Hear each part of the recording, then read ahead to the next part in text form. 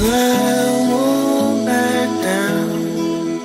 No, I won't back down. You could stare me up. Nothing like starting a fire to help warm up the shop on these cold mornings. Here's the face frame that I plan on building today. It's a cabinet that's going to be going underneath the staircase, so it's pretty custom.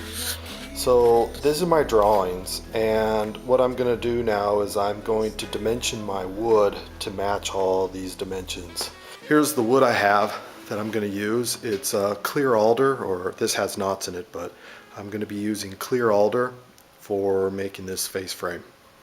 So here's my solid wood stock. I got my rough cut saw blade on, and what I'm going to do is I'm going to rough cut this before going through the planer to get it to its final dimension. The thickness of this is 13/16, and I'm going to have all my stock at 13/16 for my face frame. So for example, if I need to finalize a dimension at 1 inch, I will rough cut it on the table saw to 1 1/8 inches. That gives me a 1/16 of an inch to plane off on both sides to get to my 1 inch dimension. So whatever dimension that I need as a final, I always plane it down or rough cut it 1/8 of an inch bigger than the final dimension. I always do my best to wear ear protection and eye protection when using power tools.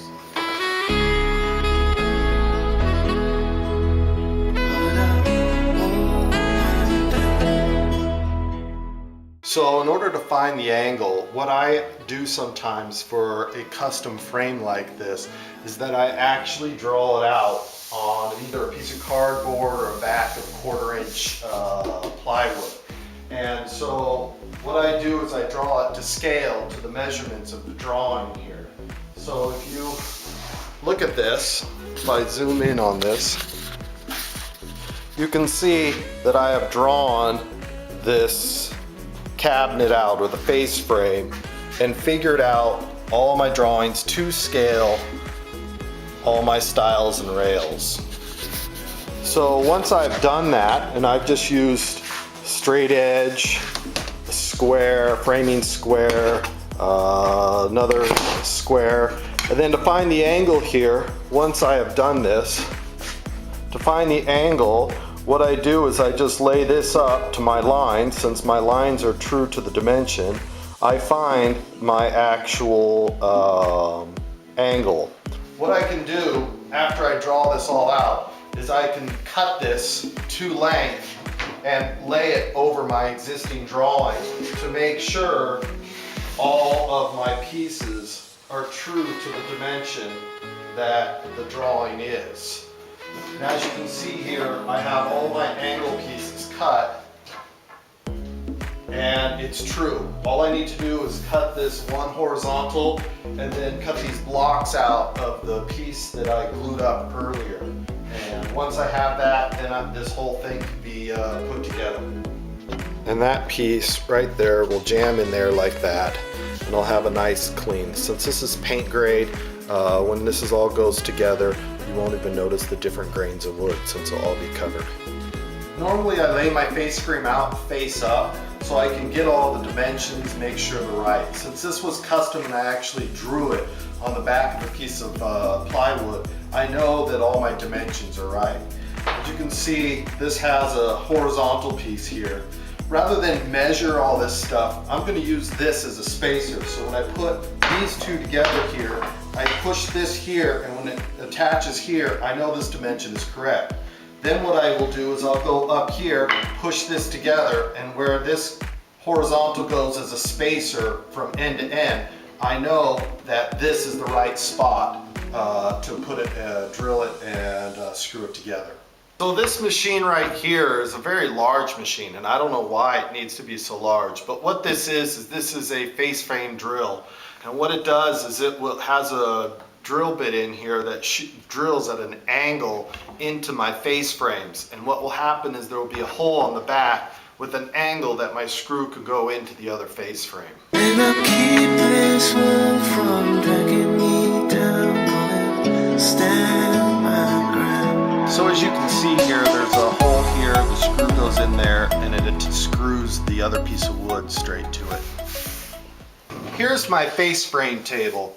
And what this does is when I put the face frame together, I want to keep the front of the face frames as smooth as possible, so I have to do the least amount of sanding. So what this does is this comes in here and it pushes both of these pieces of wood straight down. So when I push this, it's air, so it pushes that down, and then when I screw in, it keeps these two pieces from moving around as well as my screw going in, and then it also will push the front surface flat to this surface. You could stand me up at the gates of hell, but I won't back down. Put it together, making sure it's as square and flat. Since all my cuts are square, I trust my saw, so I don't need to square anything up here. I choose not to. And I've been doing this for years and I've never had trouble with it being out of square.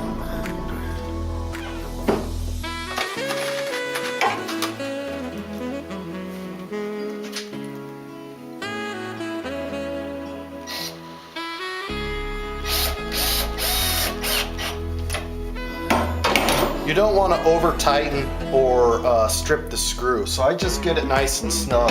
You'll also, sometimes you can see the glue squeeze out. Here's that horizontal piece that I just slide in here, push it to that end over there, and then I put this in and I just push it tight like this, and I guarantee that this dimension is exactly what the drawing is, since this piece is cut to that length. Once I have this in place, I'll clamp it down.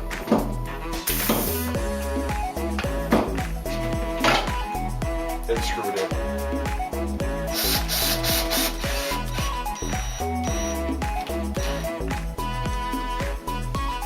So now that I have this, I need a space of 16¼ inches here, where this piece right here is going to go. So what I did was I just took some scrap material and cut 16¼ inch spacers. I put the spacers in on either side like this, and that way when I glue and put this in here, it's exactly 6¼ inches up. I have a whole drawer full of these, so when I'm done here, all I do is take my marker here,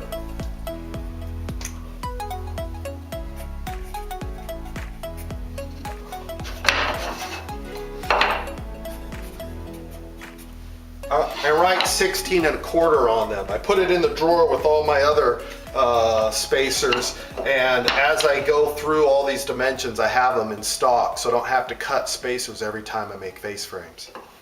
Stand my ground, won't be turned around, and I'll keep this world from dragging me down. Stand my ground. So wood is a natural material, so after I have put the face frame together, I always flip it over and look at my joints, because sometimes the wood may have a twist or something like that, and the joints may be exposed. So I look, and if I can squeeze this down and a little bit of glue oozes out, that means I need to clamp it up. This actually looks really good. So at this point, my face frame is good. So what I'll do now is I will clamp and glue these pieces in to these corners here, and then wait for it to dry and then sand it. So here's the final face frame. As you can see, I blocked these in, and it's still, the glue's too wet for me to sand it through my drum sander. So at this point, the frame is done. Whenever I build something, I always build the frame first. The frame establishes the dimension of everything else. Even though I drew the box that's going to be behind this, and I drew the doors and all that stuff, I build the frame to make sure my dimensions are right. Once the frame is built and everything's accurate, then I'll build the box, the doors, everything that will go onto this to make the final cabinet. So I'm happy with how this has been put together. All I need to do is I'm going to wait and sand it, but theoretically this is done. The only thing is I sand it so you don't see these edges. The flat surface, the surface will be flat and it'll be done. Never using power tools of any kind. eye protection. These tools are very dangerous and you need to make sure